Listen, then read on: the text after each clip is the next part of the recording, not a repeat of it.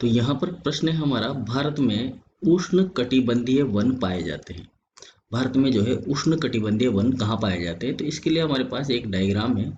इसको समझने से पहले, यहाँ देखने से पहले हम ये देखते हैं कि ये उष्ण कटिबंधीय क्या चीज़ होती है। ठीक है, ये उष्ण कटिबंधीय होता क्या है, तो यहाँ हम इसको समझने की कोशिश कर रहे हैं। तो मैं एक जो है यहाँ पर पृथ्वी का एक डायग्राम बना देता हूँ छोटा सा, जिससे हम समझ पाएंगे कि ये हमारी पृथ्वी है। ठीक है, अब इस पृथ्वी को हम क्या करते हैं, यहाँ पर एक लाइन डाल देते हैं, बीच में दो भागों में बांट देते हैं।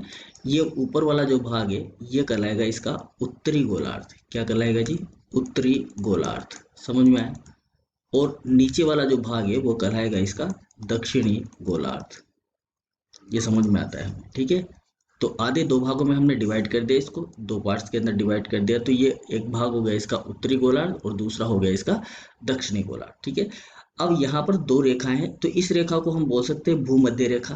कौन सी रेखा बोलेंगे? भूमध्य रेखा बोलेंगे। ठीक है, अब ये जो भूमध्य रेखा है इसके ऊपर जो है एक रेखा और होती है जिसे बोलते हैं हम कर्क रेखा। ठीक है, और एक रेखा होती है इसके नीचे जिसे हम बोलते हैं मकर रेखा। इस तरीके से एक रेखा होती है यहाँ पर, ये कर्क रेखा। ठीक है जी, और एक होती है यहाँ पर ये मकर रेखा। मकर रेखा, इस तरह से दो अलग अलग रेखाएं होती है, मतलब तीन रेखाएं होती है, कर्क रेखा, भूमध्य रेखा और मकर रेखा। ठीक है, याद रखना है ये कर्क रेखा, भूमध्य रेखा, मकर रेखा। थोड़ा साफ लिख देते हैं इसको समझने के लिए।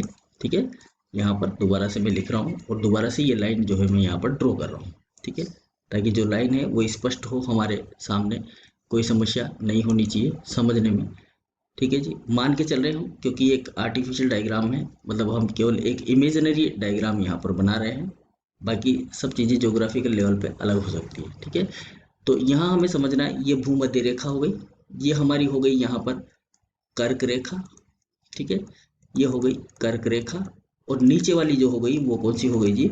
मकर रेखा हो गई। ठीक है, यहाँ पर समझ में आता है। अब इस कर्क रेखा और मकर रेखा के बीच का जो क्षेत्र होता है, इसके बीच का जो पार्ट है, ठीक है, ये जो बीच का जो भाग है, ये बीच वाला जो पोर्शन है यहाँ पर, ये वाला पोर्शन जिसे मैं यहाँ पर ये कलरफुल कर देता हूँ। ठीक है, ये पूरा जो पोर्शन है ये कहलाता है आपका उष्ण कटिबंधीय क्षेत्र।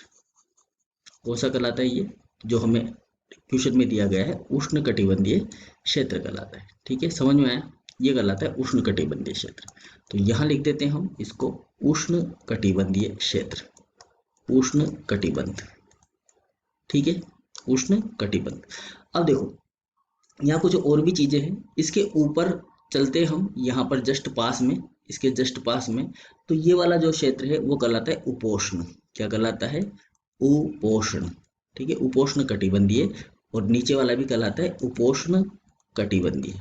ठीक है, ध्यान रखना है, उष्ण कटिबंधीय के जस्ट ऊपर, थोड़ा सा ऊपर कहलाता है उपोष्ण कटिबंधीय, दोनों तरफ, उत्तरी ध्रुव में भी और दक्षिणी ध्रुव में भी। ठीक है, इसके नीचे अगर हम ध्रुव की बात करें, यहाँ पर पोल पर, इस पोल पर और इस पोल पर, तो ये वाला जो क्षेत्र कहलाता है ये कहलाता है शीत कटिबंधीय। कौन सा होता है ये क्षेत्र?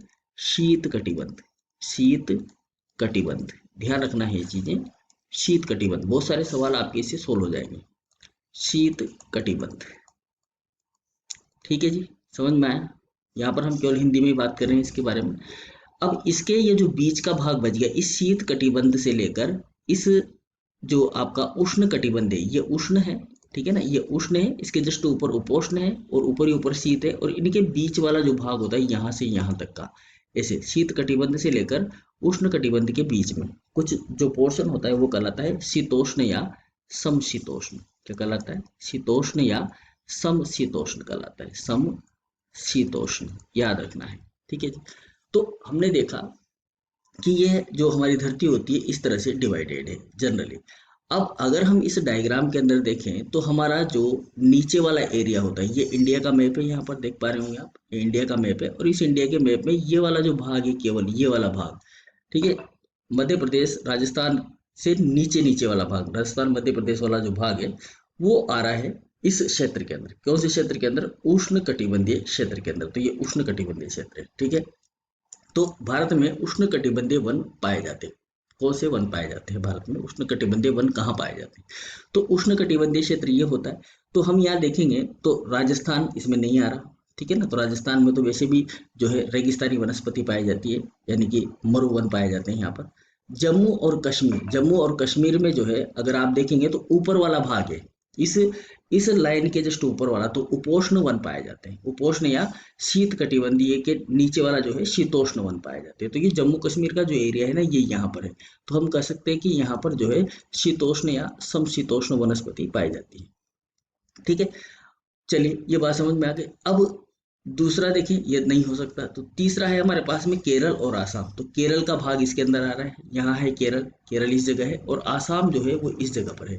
तो ये दोनों पॉइंटों में हमारा आंसर यहाँ पर हमें ये मिल पा रहा है। अगर हमें मैप के बारे में जानकारी है तो आंसर आसानी से कर पाएंगे। उष्ण कटिबंधीय वन नहीं पाए जाते, ऐसा हो ही नहीं सकता, क्योंकि यहाँ से भूमध्य रेखा के ऊपर वाला दोनों जो जोन है, कर्क रेखा और मकर रेखा, वो गुजर रही है, ठीक है। तो इसके बीच वाला भाग ही क्या कहलाता है, आपका उष्ण कटिबंधीय कहलाता है। तो यहाँ पर उष्ण कटिबंधीय इंडिया के अंदर वन पाए जाते हैं, तो ये ऑप्शन नहीं हो सकता। तो सही आंसर क्या हो गया इसका, इसका सही आंसर हो गया केरल में और आसाम में जो है उष्ण कटिबंधीय वन पाए जाते हैं।